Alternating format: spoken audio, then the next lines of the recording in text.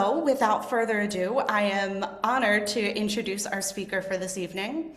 Paul Fahey is a professional counselor, retreat leader, and the host of the Third Space podcast. He provides counseling for those who have been spiritually abused and creates resources for church leaders to better safeguard their communities against abuse. He previously worked as the director of religious education at a Catholic parish. Paul lives in Michigan with his wife, Christina, and 5 kids. Paul is also, he's a member of Awake's retreat team. He is somebody that we have gotten to know and really appreciate his perspective. And so I'm really excited to be able to welcome you tonight. With that, I am going to turn to you now, Paul, to begin the evening with your presentation. Natalie, thank you so much. It was a great, an honored invitation to be here. So thank you. Um, I don't normally use Zoom, so I have to make sure that I can get the slides to work. So, uh, hopefully everybody can see that. Um, I want to give a presentation tonight on moral injury. This is something that I came across a few years ago. Um, when I ran across some research from Dr. Marcus Mesher, who's also done some stuff with Awake, and is a really fantastic resource and a really fantastic human being. And his research on moral injury gave me vocabulary to understand some of my own experiences, but also helped me to understand um, as better understand the ways that abuse, specifically abuse within the church, spiritual abuse, um, can have. And it describes some of the symptoms that trauma doesn't always be able to capture. Um, and I really gravitated toward it and did research in it in my graduate program. Um, yeah, and it's something that comes up a lot in my clinical work. You'll notice lots of references to Dr. Mesher. Yeah, he's again his research in this is something I think that's really important. So I I want to start with a story. Um, there's a book that came out in the 90s by Dr. Judith Herman called Trauma and Recovery. And it's been updated a handful of times since then, but it is one of the foundational works for understanding trauma. She brought together her many years of both clinical work and formal research, working with survivors of incest, and brought it into communication, into integration with research being done at that time about the impacts of trauma from combat veterans. And she wrote this really comprehensive book about trauma. In that book, at one point, she's talking about some of the more unusual ways that trauma can manifest in somebody. And she was talking about a man, a Navy veteran, who was experiencing a lot of pain and numbness in his legs from the waist down, and he couldn't. There wasn't a physiological explanation for that. He eventually ends up in therapy for trauma, and what comes to light is that um, when he was surfing, his ship was attacked and sunk, and he spent 19 hours floating, clinging to a life raft, half submerged in frigid ocean. And him and others were clinging to life rafts, and for 19 hours, he desperately clung for his life and tried to stay conscious because if he fell unconscious, he would slip into the water and drown. And he watched crew members drown just that way in that time. And this was where the physiological symptoms he was experiencing came from. Dr. Herman kind of drops his story for a couple of chapters and then picks it up again later in the book. And she kind of fills out the story more. She talks about how after 12 hours, the rescue boats arrive, his own side. But they rescue the officers first, the officers who are in lifeboats, not half submerged in the ocean. And he has to wait 7 additional hours floating in the ocean before he's rescued. And in that time, he watches crewmates fall unconscious and drown in that 7 hours.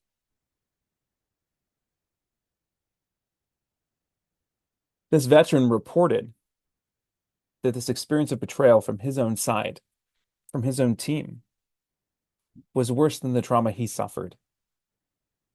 I quote on the slide here from Dr. Herman. She says, "The rescuer's disregard for this man's life was more traumatic to him than were the enemy attack, the physical pain of submersion in the cold water, the terror of death, and the loss of the other men who shared his ordeal." This line really struck me. There are few things that I can imagine that would be more terrifying than floating half submerged in the ocean for 19 hours. And yet it was the experience of betrayal that was more painful. Dr. Herman goes on and says, in fact, the indifference of the rescue team destroyed this man's faith in his community. The experience of betrayal was worse pain than the traumatic experience. I've heard very similar things from survivors of many different kinds of traumatic events and abuse. It's also echoed in something that Sarah shared a couple of years ago in an interview she did with Awake. I'll just read part of this passage. Sarah said, "I hear almost universally from abuse survivors, including those who have made reports in the last 5 years, that the experience of reporting abuse to the church was incredibly painful and re-traumatizing. And many, many survivors will say that that has been the more painful part of their experience, reporting abuse to the church." And again, I've heard this echoed in my own work where it's the experience of betrayal and the disclosing of abuse and the consequences from that's reported by people, again, the vast majority of the time is being more painful than the abuse itself. So when we talk about moral injury, we're talking about that kind of experience of betrayal. So how this presentation is going to go, I'm going to talk about what moral injury is. I'm going to talk about how it's similar and different from PTSD. I'm going to draw specifically from Dr. Messer's research and talk about moral injury in the context of clerical sexual abuse. I'm going to offer just a couple of therapy modalities that are in the research that may be helpful in working with moral injury. I'll talk about some tips from my own work and research about how to respond to individuals who disclose abuse in order to do so in a way that doesn't perpetuate the harm or betrayal. And then just some reflections at the end. So that's kind of how the presentation is going to go. So moral injury was first researched in the 90s, specifically with veterans of the Vietnam War. It's had an evolving definition since then, but the key features of moral injury focus specifically on the violation of a person's deeply held moral belief. So we can talk about that's what we mean by moral betrayal, a violation of a deeply held moral belief. And this violation can come from someone else or from myself. So someone can experience moral injury if they betrayed their own moral values, or if someone who they trusted or is in a position of authority betrayed their moral beliefs. And from this experience, someone experiences a level of cognitive dissonance, and this creates internal conflict, leading to a broad spectrum of biological, psychological, social, and spiritual problems. And while this was first studied in combat veterans, there's been a lot of research, especially in the past 10 years, across a number of different experiences and vocations, teachers, childcare workers, healthcare workers, and also survivors of sexual abuse.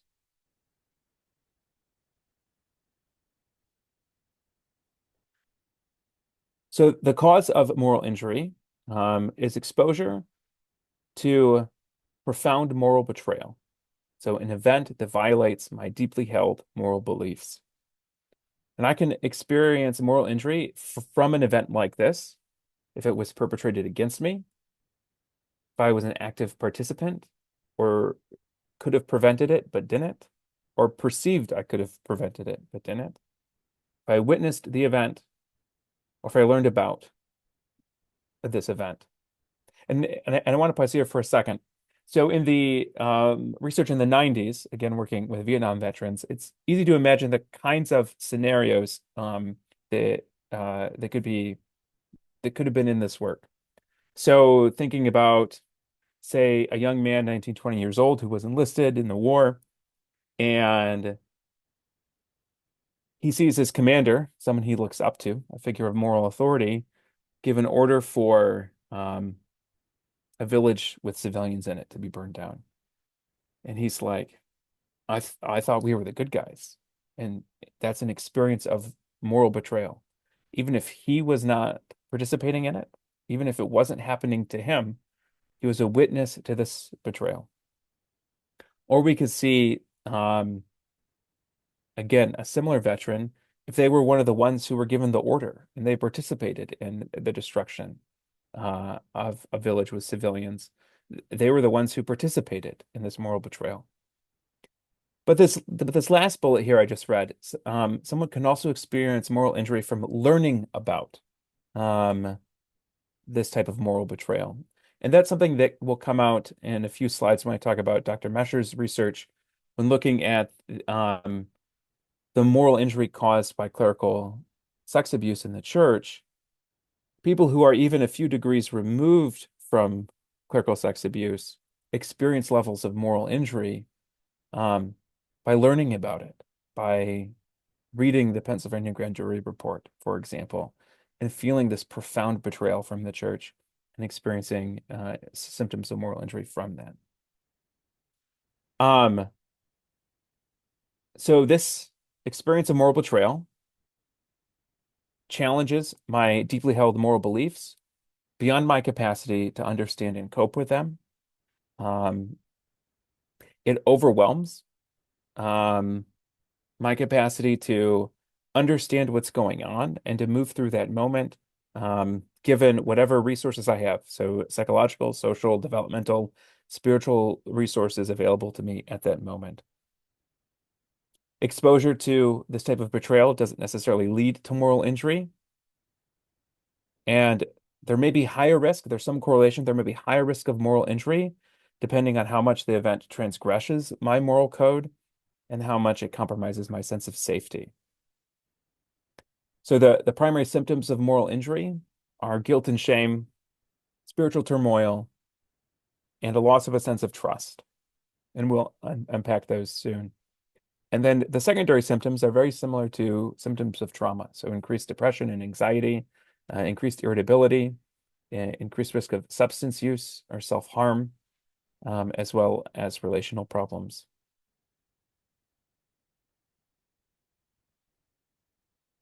A moral injury is related to, but distinct from, post-traumatic stress disorder, PTSD.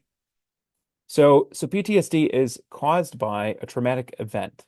So that is by experiencing or witnessing actual or threatened death, serious injury, or sexual violence. And witnessing or experiencing an event like this can lead me to have altered beliefs about my sense of safety.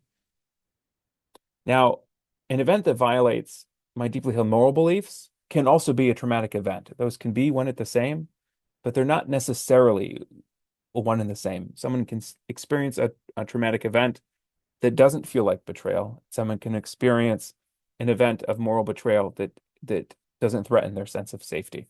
So they're often often happen at the same time, but not necessarily. So the core symptoms of PTSD are related to that originating event. So they're related to a loss of a sense of safety. So this can include intrusive memories or dreams, avoidance behaviors, negative thoughts and feelings, etc. But they're connected to the fear and anxiety caused by the traumatic event, the fear and anxiety caused by this profound loss of safety. Whereas the core symptoms of moral injury, shame, guilt, and loss of trust in oneself and others, they're caused by the experience of moral betrayal, and they can alter my beliefs in my own identity and purpose, in the meaning of the world, in making sense of the world. They can alter my trust in others, my trust in God, my trust in religious authorities, and my trust in the church. So looking specifically at Dr. Mesher's work, so back in 2023, Dr. Marcus Mesher out at Xavier University, he and a team worked together and did a lot of research, both in-depth long interview surveys as well as in-depth interviews with individual survivors as well as surveys of groups of people to look at the moral injury caused by clerical sex abuse and cover-up in the Catholic Church. Dr. Mesher being a theologian, and I found this helpful myself as a Catholic, he conceptualized moral injury as a wounding to the conscience, that is, a wounding to my ability to hear God's voice, to trust God, and to make moral decisions. So Dr. Mesher looked at 5 dimensions of moral injury in his research. So he conceptualized moral injury as an injury to my moral identity. So that is my sense of inherent goodness. So this is the profound experience of shame. It can include self-talk or beliefs like I'm powerless to change anything. I'm weak.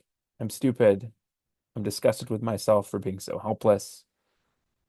Thoughts and beliefs like this. The second dimension is an injury to moral perception and reasoning. So that is something that negatively impacts my ability to make sound moral judgments. So it's the experience of moral confusion and disorientation. So how this works, or what this looks like is I may have had someone who experienced moral injury may have had deeply held beliefs about the world that they may or may not have articulated, but beliefs that they held. Things like priests are good. My parents will protect me from harm. My parents will believe me if I report to them that I was harmed. The world is safe. My church is safe. Some fundamental beliefs like this. And then if I experience something where these beliefs are contradicted, I'm left in a state of profound moral confusion or disorientation. And then from this experience of disorientation, I have the subjective experience of being unable to make decisions because I'm so disoriented. Now, to be clear, this is describing the subjective experience of survivors. It's not at all making an objective claim about the reliability of survivors' testimony. It's not talking about something that should be used to discredit survivors at all. It's talking about the subjective experience of moral disorientation. So then this disorientation impacts someone's moral agency. So that is my capacity to exercise free will. This orientation leaves me unsure of what I can say or do, how I can make a positive impact, how I can avoid harm, and that leaves me paralyzed in the face of making moral decisions, can leave me paralyzed. And then the fourth and the fifth dimensions are this can harm my moral relationships with others. So my sense of feeling safe. So this idea of trust harms my ability to trust others. And this can lead to a loss of relationships, a lot of isolation. And it can harm my relationship with the church and with God, which can even further exacerbate this experience of isolation and loneliness. Something that I thought it was important coming out of Dr. Mesher's research was survivors of clerical sexual abuse themselves in his research reported the highest levels of moral injury. And that's not surprising. But like I mentioned earlier, his research also showed that people who didn't have any personal connection to clerical abuse, but only knew about it because they were, say, a Catholic college student, also experienced levels of moral injury. I had a conversation with him once a couple of years ago about this, and the image that came to mind then was like ripples in a pond. Like the ripples eventually reach every corner. And that's what it feels, that's what it seems to me, at least, from my experience and my observations, that the ripple effects of um, this level of betrayal hits every corner of the church.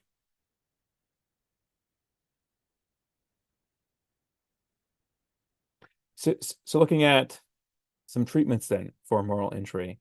Um, there is not a ton of research out there about how to effectively treat moral injury. So I wanted to share a couple of modalities that have been talked about in the research.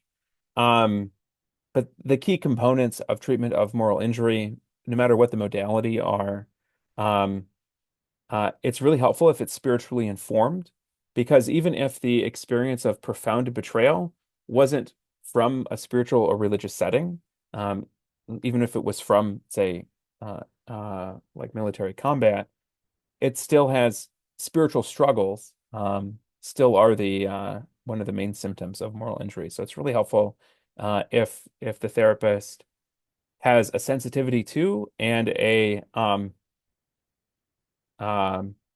competency in being spiritually informed. So that's important, as well as self-forgiveness, blame assessment, and self-acceptance. These are key components of treating moral injury. Um, so yeah, I wanted to share two modalities. As a proviso, I'm still relatively new as a clinician. I'm a limited license therapist. I've been working less than 2 years as a therapist. I haven't been trained in either of these, so I only know about. Have had a little bit of formation in ACT, but not much.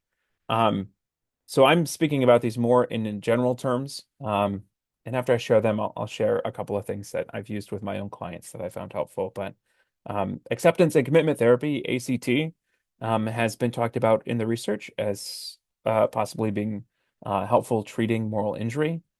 Um, I'm not going to go through all of this. There's information here. You can uh, look at and read through some of the details here. But the key thing is, when thinking about moral injury, um, it sees the experience of moral injury, this experience of betrayal, as a source of information for me, to help me understand myself and the world around me.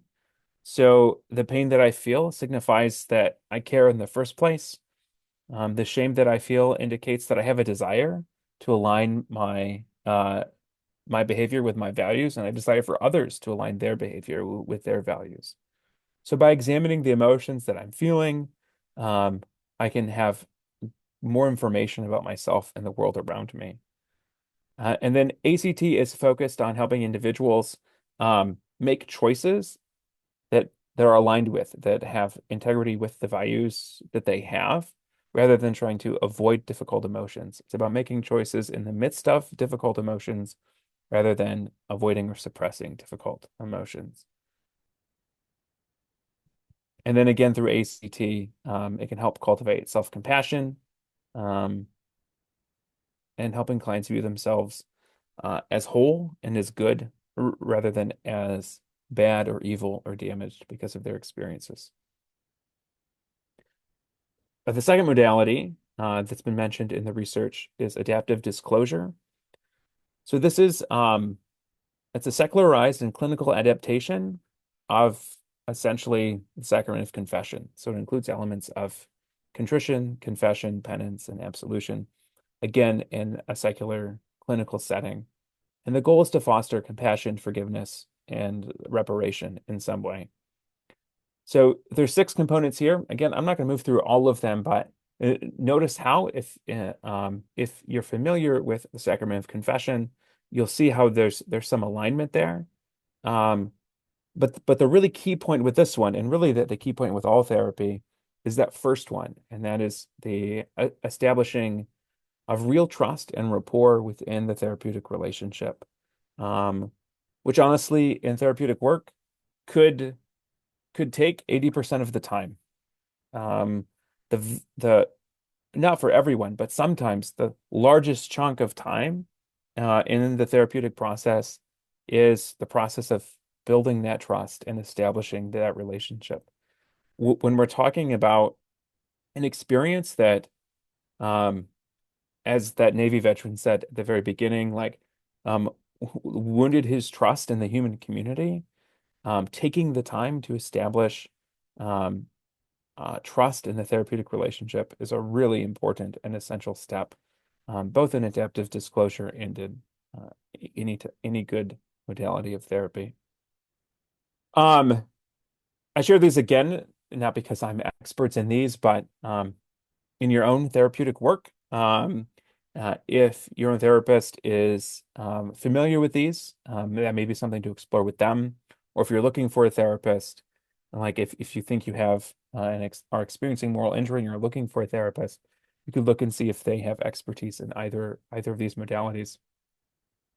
In my own work, working with clients, I found that person-centered therapy can be really helpful.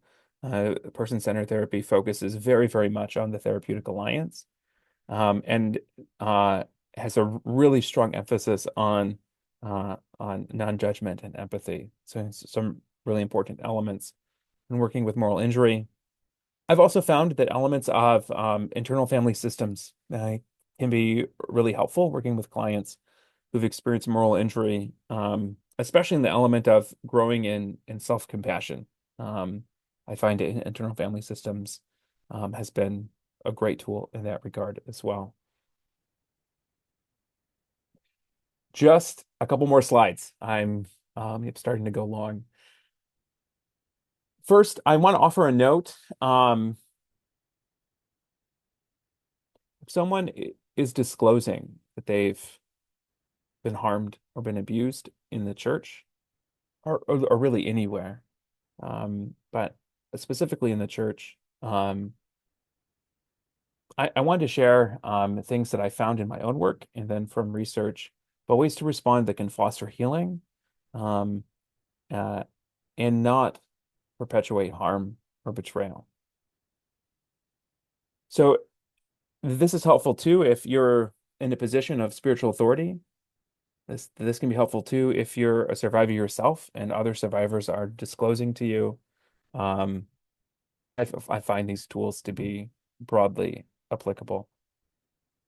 But if someone is disclosing abuse or harm, it's essential to listen to them with empathy and non-judgment. It's essential to show that you're listening to them in an active way. And it's very important to not get defensive. I think it's easy to underestimate how difficult this can be, um, especially if, say, I'm someone who works for the church. So much of my identity is wrapped up in the church. So if someone is talking about being harmed in the church, I may feel like they're attacking a church that I love, or a parish that I respect, or a pastor who I know, or a friend of mine who works in the church, or maybe it feels like they're attacking God himself. I can feel defensive and I can name that for myself, but I should not put that on I should not get defensive. I should not put my defensiveness on that person. I need to recognize it and set it aside and not get defensive with the person who's sharing this with me. It's important also to not offer prayer or scripture unless it's asked for, especially if someone's disclosing harm and abuse they experienced in the church, because often prayer and scripture are means of coercion and manipulation. Similarly, I would encourage not to rush to talk of forgiveness and reconciliation. Not that those things aren't important, but especially at this point in someone's process of disclosure and recovery, it's just not the most helpful. Honestly, forgiveness is so often used in a manipulative way that bringing it up when someone's disclosing it can feel like dismissal, or it can feel like sometimes it can feel like victim blaming too. So I would avoid talking about forgiveness and reconciliation if someone's disclosing harm and abuse. Second, it's important to validate the harm that someone is experiencing. And I want to say that you can validate the harm someone's experiencing without objectively agreeing with them, or without objectively believing that what they're saying is 100% true. Um, you're not a police officer. It's not your job to adjudicate what objectively is or isn't true. You, um, what you can do is validate the truth that this person is experiencing a real harm from something that they experienced, something that happened to them, from something that was done to them. And you can validate the harm that they're experiencing, and you can validate the truth and reality of the disclosure itself. It takes profound courage to disclose this type of harm to a fellow Catholic, to someone in a position of authority in the church, to anyone. Um, just naming out loud the courage that it takes to disclose that can be extremely validating for someone. Then also, it's really important because of the potential moral injury and trauma and other mental health symptoms that may be present, to know the boundaries of your own competency and to help someone find a mental health professional if that's needed.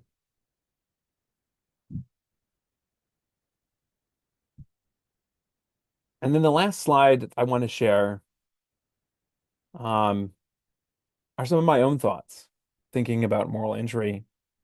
Um, again, thinking back to those symptoms of moral injury. So the experience of shame and guilt, not trusting myself, not trusting others. These can feel like moral faults at times, especially within Catholic spaces, within Catholic culture. Um, and if these are perceived as moral faults, it can perpetuate a cycle of shame. So this may look like me judging the part of myself that feels shame or guilt for abuse that happened to me. It may be feeling judgment towards myself because I don't trust people in positions of spiritual authority when I've been taught that they're people I could always trust, or that my community says I ought to, but I don't. So again, that can feel like a moral fault. It may feel like not judging myself.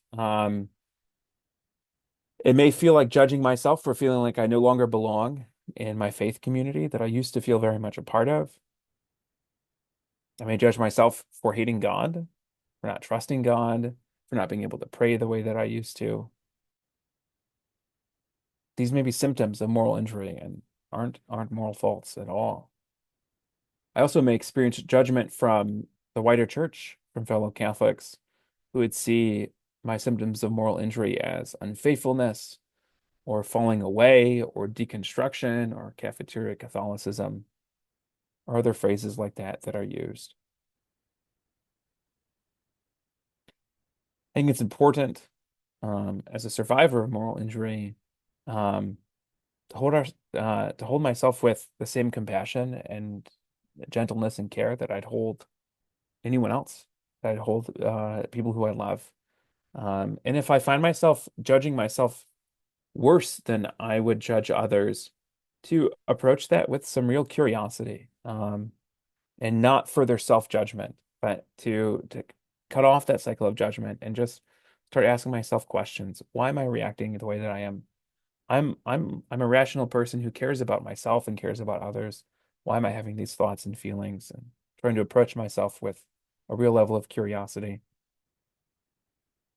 I think it's also important to try and hold on to more of what's true uh, about my story, and about these experiences of betrayal. Um, Not stopping at the easy black and white explanations, but going further, hanging on to more of what's true, even if it feels like things that are in opposition or in tension with each other. Um, I think of, like, when I work with clients and talk about this kind of tension of holding on to things that are true, that feel like they're opposites, that this tension can be like a suspension bridge where that tension it's real tension and it can be real pain, but it's actually strong when there's tension. And if I were to let go of either side and just cling to the black and white story, the whole thing collapses. It's less true. It's not adequate to hold on to my whole story. So holding on to that tension can bring real freedom and real clarity and real progress. Um, And I wanted to very, very briefly share like a personal example of that. Um, Part of the reason I gravitated towards moral injury in the first place over the last few years is it helped explain some of my own experiences in the church.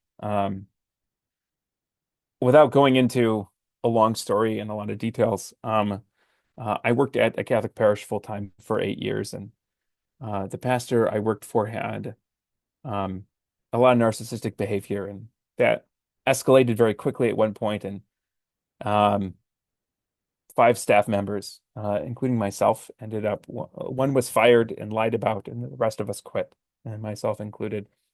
And then the pastor went on to make some really ugly public statements about all of us in the small town that we lived in, that we worked in. There was a lot of hurt there that's I've been unpacking over the last several years, but one experience that stood out was I think the greatest hurt came from the feeling of betrayal from people at the diocese, who worked in the diocese, who I was friends with, who I would meet with for coffee, who I brought meals to when they had babies. I was like, they know what's going on. Why didn't they do anything to stop this? Why didn't they do anything to help? And that felt like real betrayal.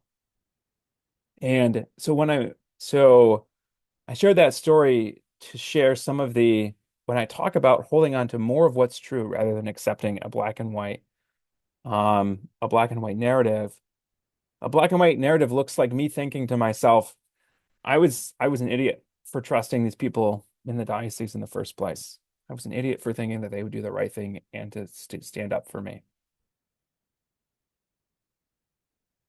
There's more truth to that story.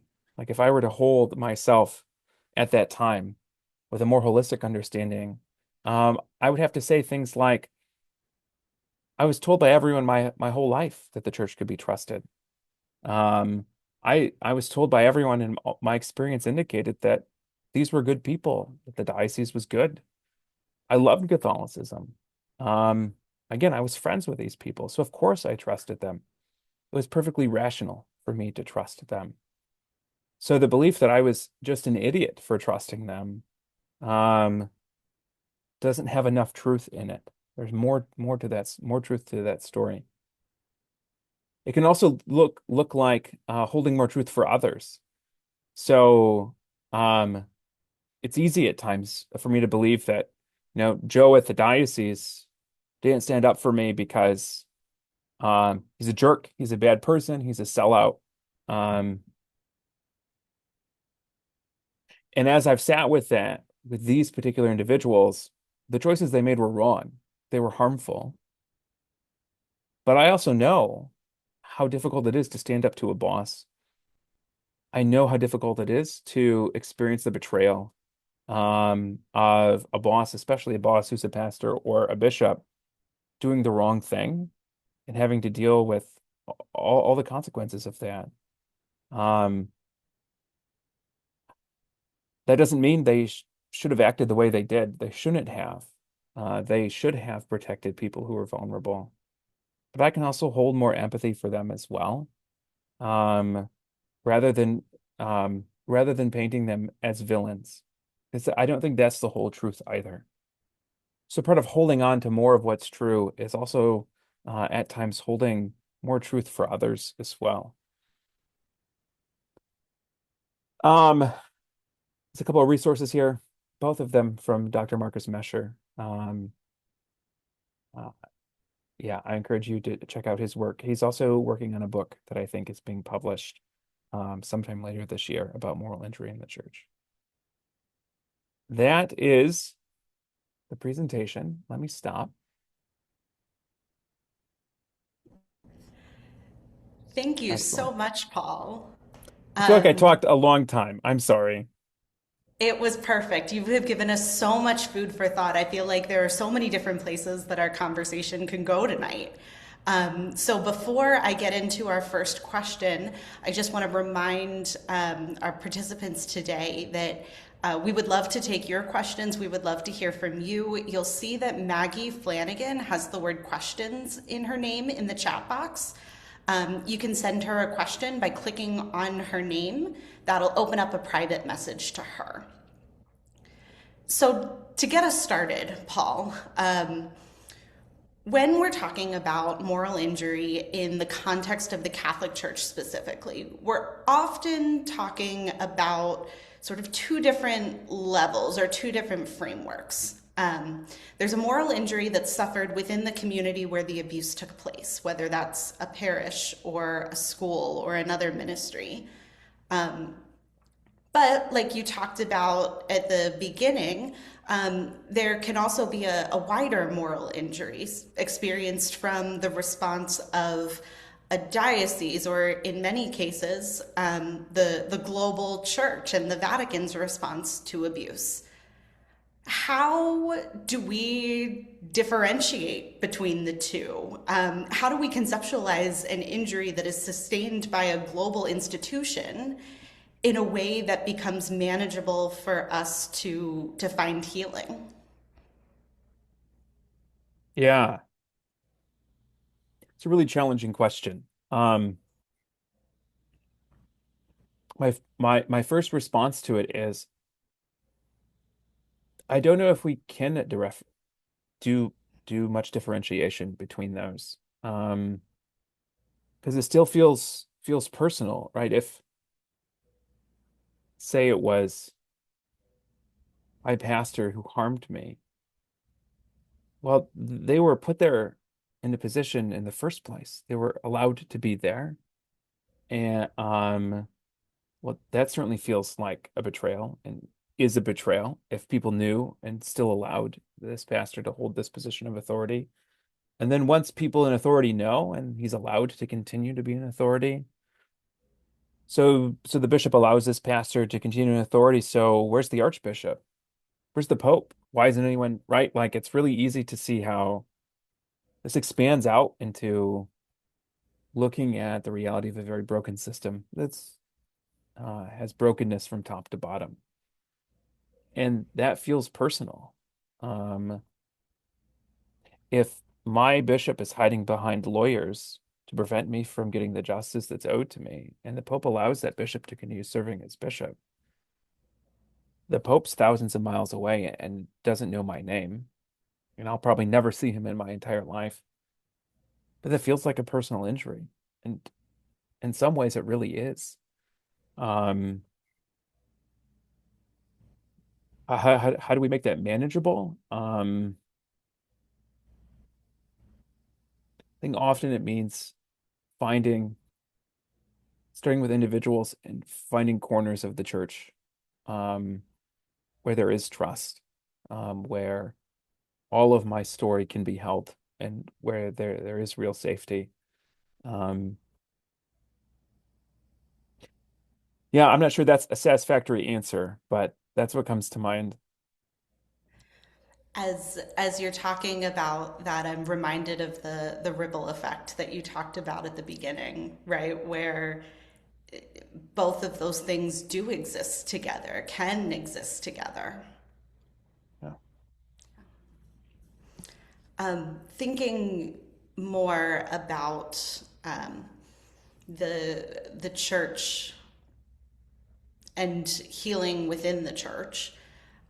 Some survivors do choose to find meaning through remaining engaged with Catholicism, and not just as people attending services. There are survivors who are ministers. There are survivors who are church employees. The unique paths of healing that survivors walk means that they are still present. We are still present in the church. And so, in thinking about healing from moral injury, what are the differences in healing that injury between someone who is still within the context of the injury, who is still choosing to remain engaged with Catholicism, versus somebody who has chosen to be more removed from it? Yeah, I'm not sure how much that can be measured. I think there's going to be a lot of variety there. So if someone continues to participate in Catholicism, it can certainly feel like for some people that like they're betraying themselves and other survivors by continuing to participate in an institution as broken as it is. But but people who step away, whether for a time or indefinitely, can feel like they're betraying their own values or the good experiences that they've had in the church by stepping away. And that can also um, feel like me participating in betrayal of my own values and my own integrity. Um,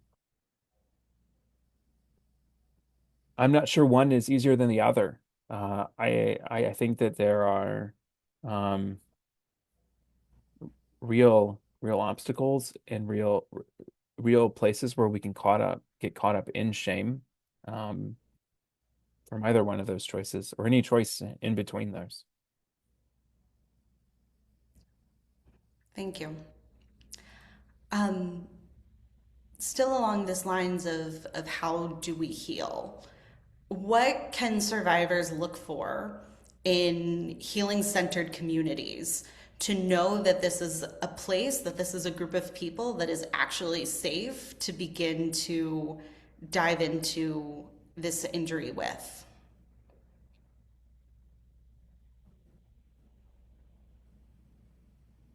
I think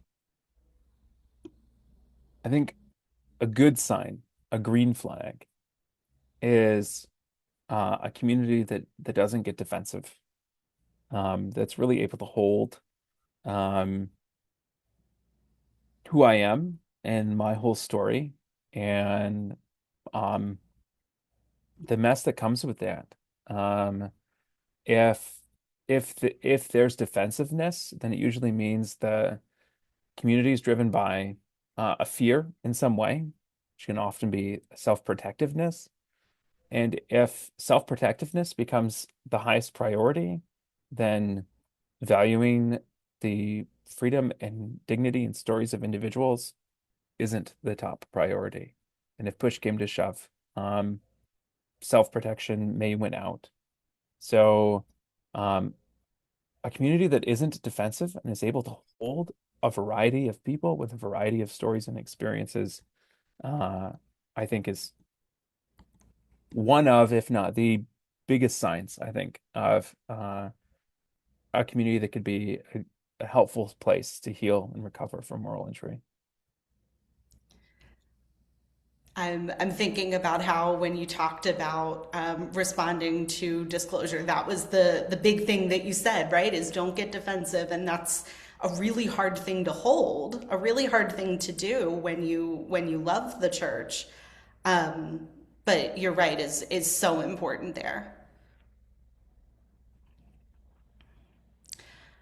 Um, our next question. So many Catholic survivors of clergy sexual abuse suffer abuse in the context of their participation or reception of the sacraments, penance, receiving communion, confirmation.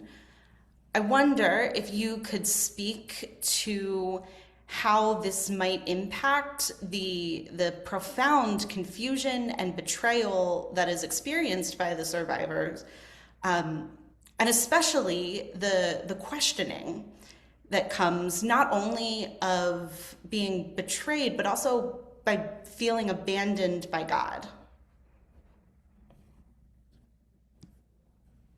Um,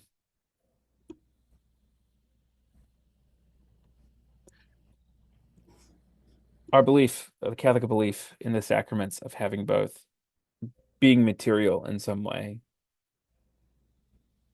means that what is material can be corrupted. But I'm also material. And the sacraments, I believe, are material because that's the way God made me, that's the way God made them. It's a way for me to materially connect with what's sacred. So I can't be held at fault if someone in a position of authority misuses the material aspects of the sacraments for their own ends and to harm. I can't be held at fault for really struggling with that sacrament moving forward. My experience of it was it being manipulated. I think of one thought, one image that came to mind for me several years ago was thinking about if I were to go up in the communion line and the minister hand me a host and it has mold on it, I'm not rational or sinful or anything for not wanting and refusing to eat. If my experience of the sacraments have been tainted by any type of abuse or coercion, um, it's not a moral fault to question that moving forward. But it not being a moral fault doesn't mean that it's also not also a real loss, especially if that particular sacrament or devotion um, was something really important to me and where I had really may have had really good experiences or really profound experiences of God. Um, I mean, there's so many layers of harm and grief. There's so many layers of recovery here. Um, the thing that comes to mind is gentleness, uh, having gentleness with myself, giving myself time to grieve. Um, I feel like there's so much more that I could say here. There's so many layers, but gentleness is what comes to mind at the forefront.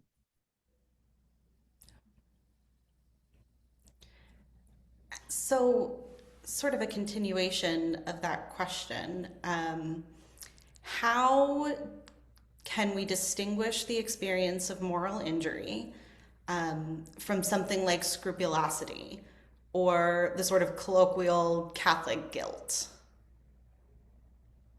Yeah, so I think those are three distinct things. So the experience of scrupulosity is often related to OCD. So it's a genuinely obsessive thought that I have committed sin when I haven't committed sin.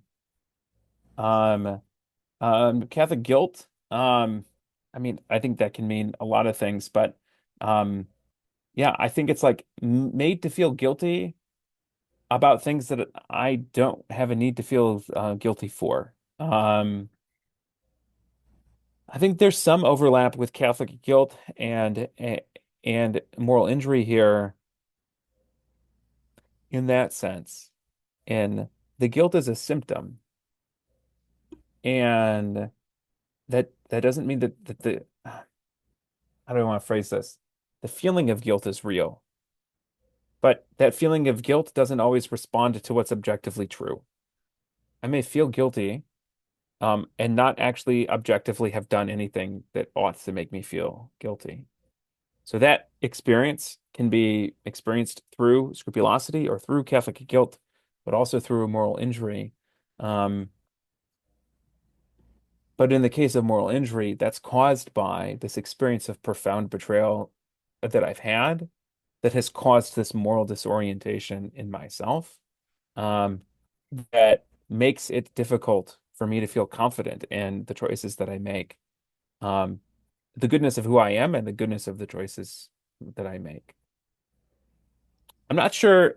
Does that help? Do those distinctions make sense? I think it does. I think that, you talked in the presentation about truth, right? And also about how trust is so unique to moral injury. And I think that that helps. The definitions that you have given have helped differentiate. Excellent. At this, I do want to just take a second to remind our audience that we are still collecting audience questions. We're happy to include your voices.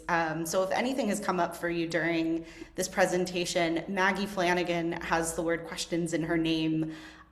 When you click on her name in the chat box, that'll open up a private message to her.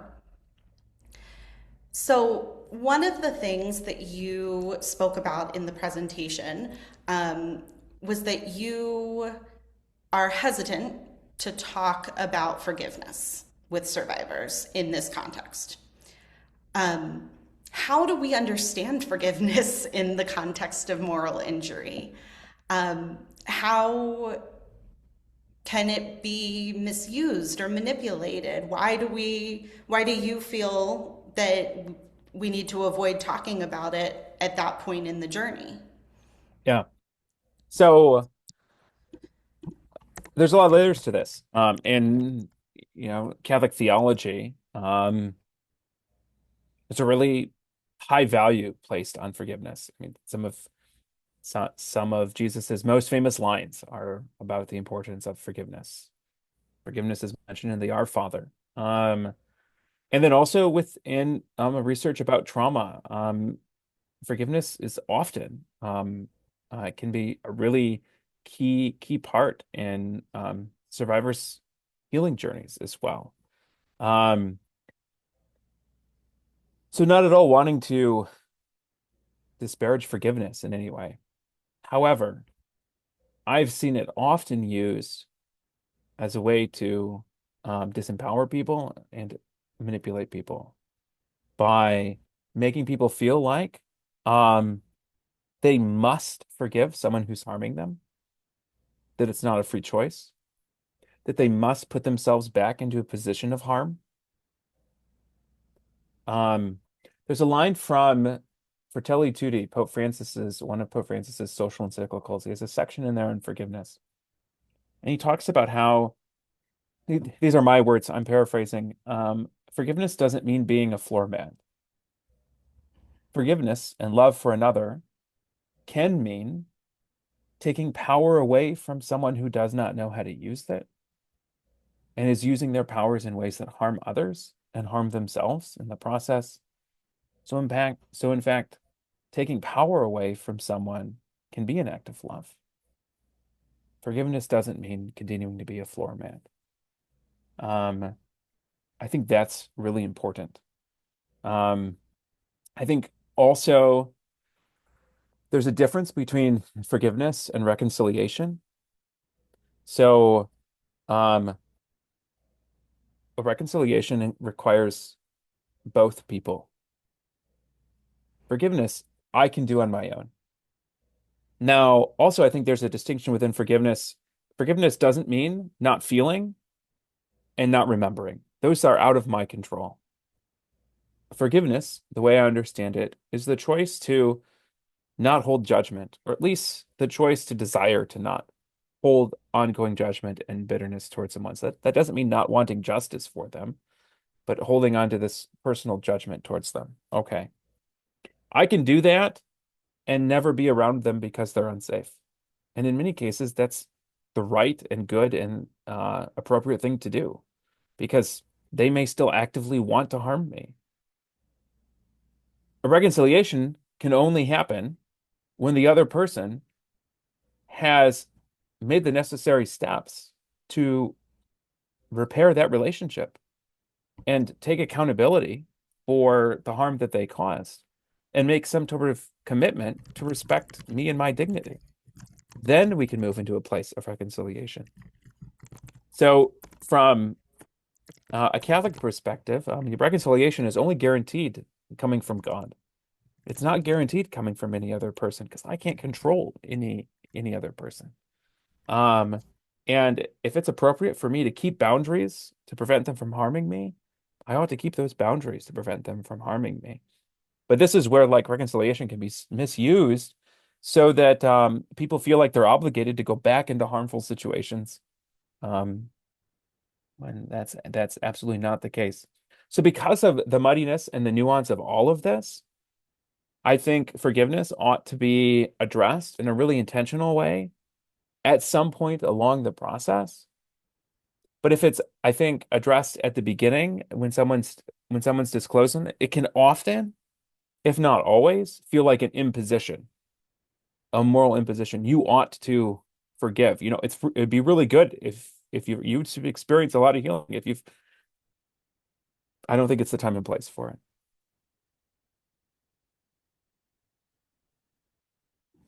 Yeah, thank you for all of those thoughts. I think that's really helpful. We have a question that's come in from our audience tonight. Just to clarify, is it appropriate to assume that any person who has a feeling of disappointment or distrust in the church has experienced moral injury. Um,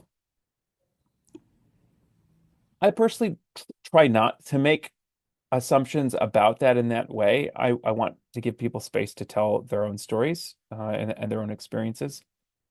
However, I do think when I look at the symptoms of moral injury, especially the difficulty trusting others, trusting spiritual authorities, trusting the church, trusting God, and I hear about the experiences of people who've disaffiliated or like deconstructed from the church, the nuns, that church people talk about people who identify as non-religious or formerly religious.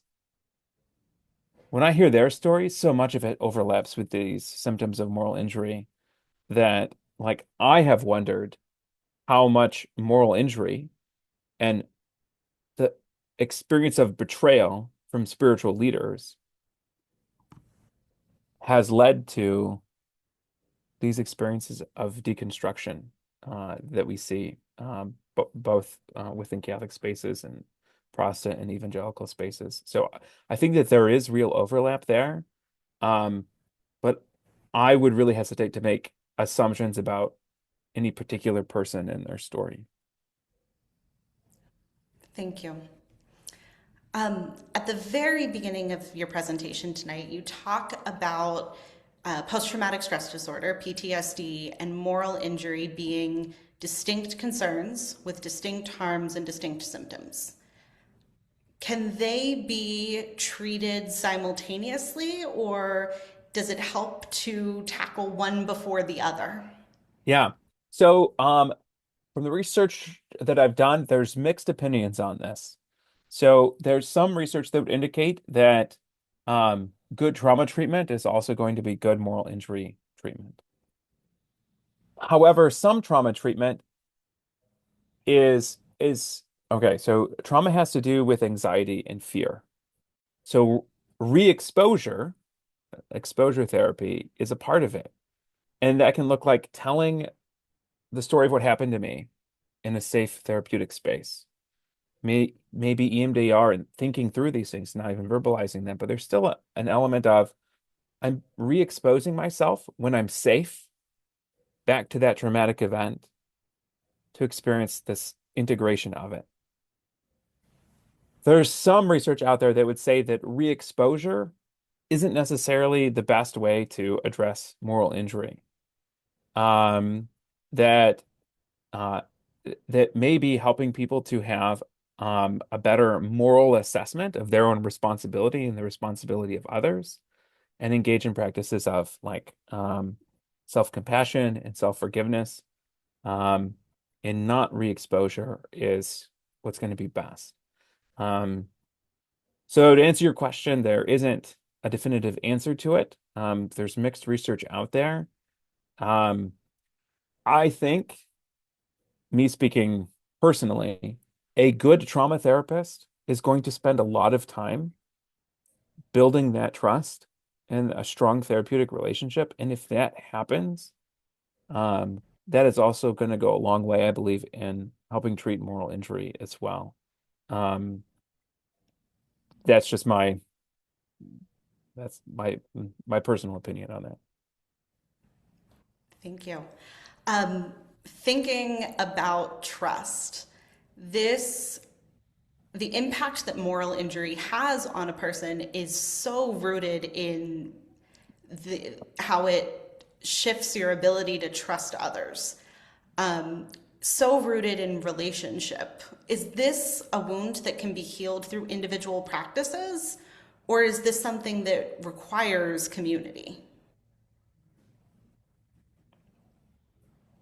Um,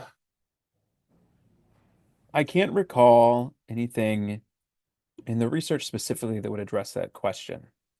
But speaking from a more fundamental level, both in my training and education as a therapist, I think healing best happens in community in general. Um, speaking as someone with a Catholic understanding of the human person, that aligns very well. Um, we grow and understand ourselves better when we're in relationship with others. But with moral injury, and like you identified, the symptom of moral injury being inability to trust others, that can be a real obstacle. Um, um, for some people, more of an obstacle than others. It really depends. For some people, trusting their therapist may be easy. Honestly, for some people, it's easier than trusting anybody else. But that's not always the case. Um, so I think there needs to be a real level of gentleness and patience. And whoever is accompanying you in that, they need to have a real level of gentleness and patience without the expectation that you move faster and trust quicker than what you're able to.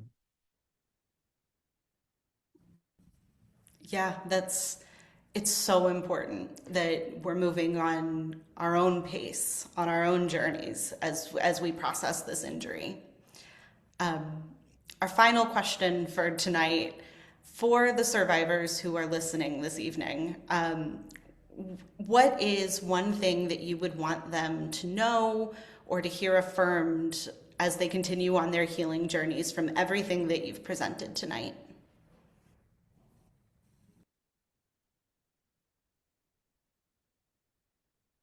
Um, I'm sorry. And the betrayal you experienced, it shouldn't have happened. If it happened in the church, um, it doubly, triply should not have happened. Um, you are good and you belong. I loved what you said, Natalie, at the beginning. Forget the exact words you said, but like whether practicing or not, identifying as Catholic or not, you belong. And uh, the God that I believe in, the God I believe that the church believes in, was also betrayed and abandoned and chose to go through that. And I believe experiences very real solidarity with those who have also experienced that betrayal and abandonment, specifically by people in religious authority. Um, yeah, I think there's so much more to say, but that's what I'll say. Thank you so much, Paul. That I think is a beautiful way to close us out tonight. Um, we are so grateful for your wisdom, for your willingness to share with us this evening.